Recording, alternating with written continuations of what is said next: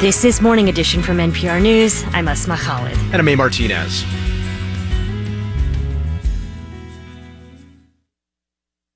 Marketplace Morning Report is coming up next, and then in 10 minutes at 9 o'clock, it's the BBC NewsHour on WNYC.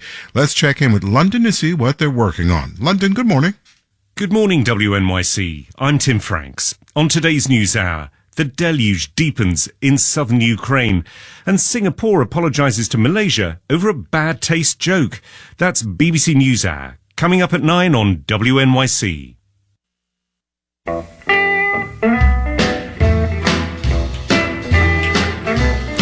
Weather systems are expected to hardly budge, meaning the smoke will likely be around all day and possibly into the weekend. There's a slim chance of later afternoon showers, which would help, and a cold front on Friday could help as well.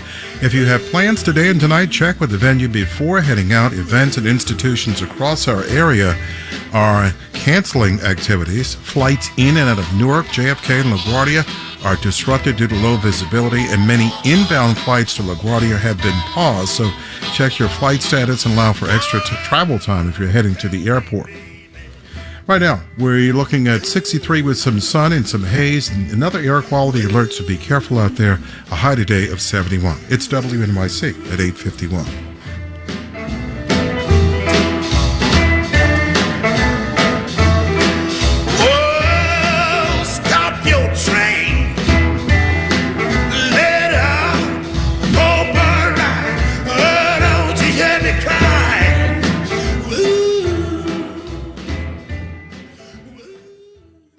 Support for WNYC comes from Bank of America, offering access to resources and digital tools designed to help local to global companies make moves for their businesses. Learn more at bankofamerica.com/banking for business.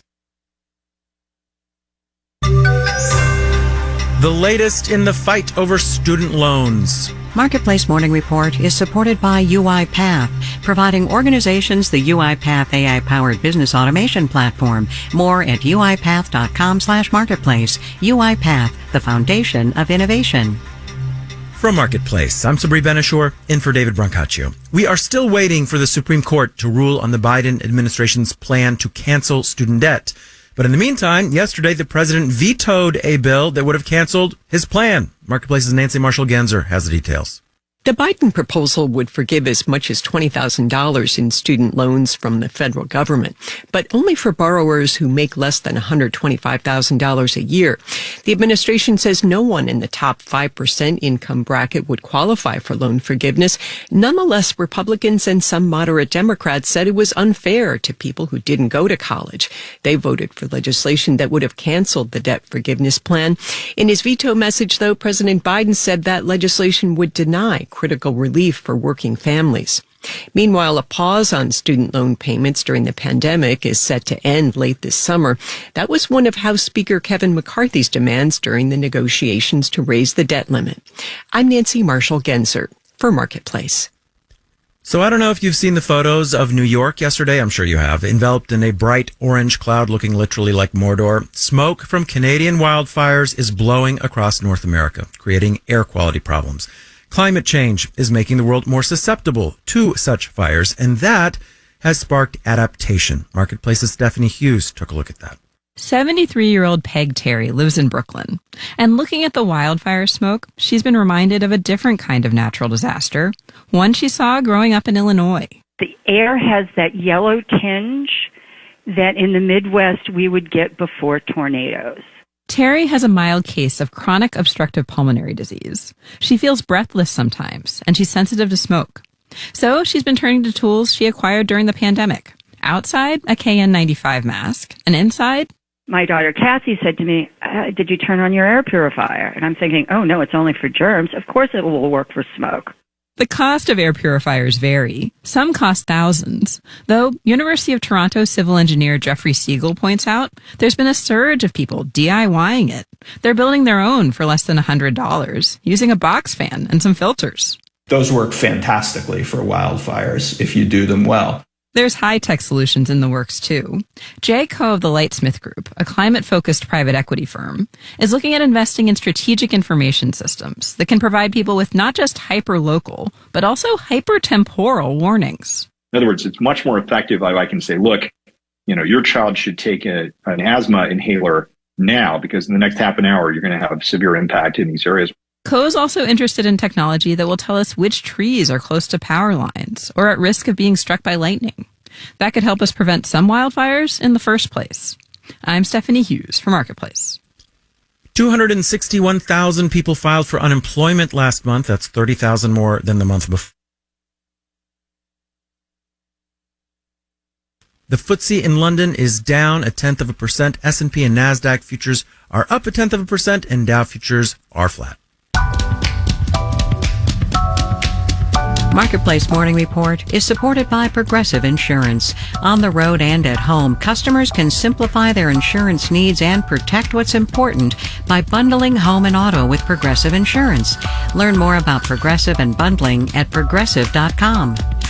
And by Amazon Business. From small business to big enterprise and everything in between, Amazon Business helps simplify the supplies buying process. Amazon Business, your partner for smart business buying. Last summer, Congress and President Biden made some moves to promote electric vehicle use and production here in the U.S. They created subsidies and incentives. Consumers and businesses could actually get several $1,000s knocked off the price of an electric car if it was assembled in North America, among other things. Of course, that would hurt U.S. allies not in North America, and they were furious. The U.S. had to make some adjustments, and this has led to some unexpected consequences. According to Chad Bown, a senior fellow at the Peterson Institute for International Economics, he joins us now. Good morning. Hi, Sabri. So the U.S. in the Inflation Reduction Act basically says we are going to give all these tax breaks to electric vehicles if they are assembled in North America and if they do not contain critical mineral sourced from China. What is the U.S. trying to achieve here? What are the goals? One is obviously to help the climate problem, to try to shift American consumers away from internal combustion engine vehicles and toward electric vehicles. But second, the Biden administration and Congress were really trying to incentivize automakers to create these electric vehicles and their supply chains in North America, and to have the supply chains for the key critical minerals and the battery components being outside of China. And China dominates the supply chain currently. We're worried about that for geostrategic reasons and all kinds of bigger concerns. So there were all these incentives to try to achieve those objectives. Now, the European Union, South Korea, other allies, they get pretty mad about this. They say, we are your allies. We are also concerned about China. Why are you doing this to us? So what does the U.S. do in response to that? What ended up happening is the Treasury Department, they released kind of a rule that said there's a separate track for these tax credits in the Inflation Reduction Act. So basically you can lease an electric vehicle from Europe, from South Korea, get access to the tax credit, and that made trading partners much happier. So what has been the consequence of these changes on the ground? Leasing rates just bottomed out. Once Treasury made this announcement, suddenly those numbers started to pick up. And now the latest numbers are something like 35-40% of electric vehicles that are coming into the market in the United States are now being leased. And this is up from 7, 8, 9% at the end of last year. If we go back to the original goals behind this whole system of, promoting assembly in North America, reducing dependence on China, are we still meeting those goals? Well, no, not really. Now you can actually source all of the critical minerals from China, provided the vehicle is leased. So this is definitely a trade-off. We're likely to see a lot more electric vehicles come into the market. This is good for climate. It's also helping to smooth over concerns with some of our really key allies, but it is undermining one of the other key objectives as well. Chad Bown is a senior fellow at the Peterson Institute for International Economics. Thank you so much, Chad. Thanks, Sabri. In New York, I'm Sabri Ben-Achour with the Marketplace Morning Report.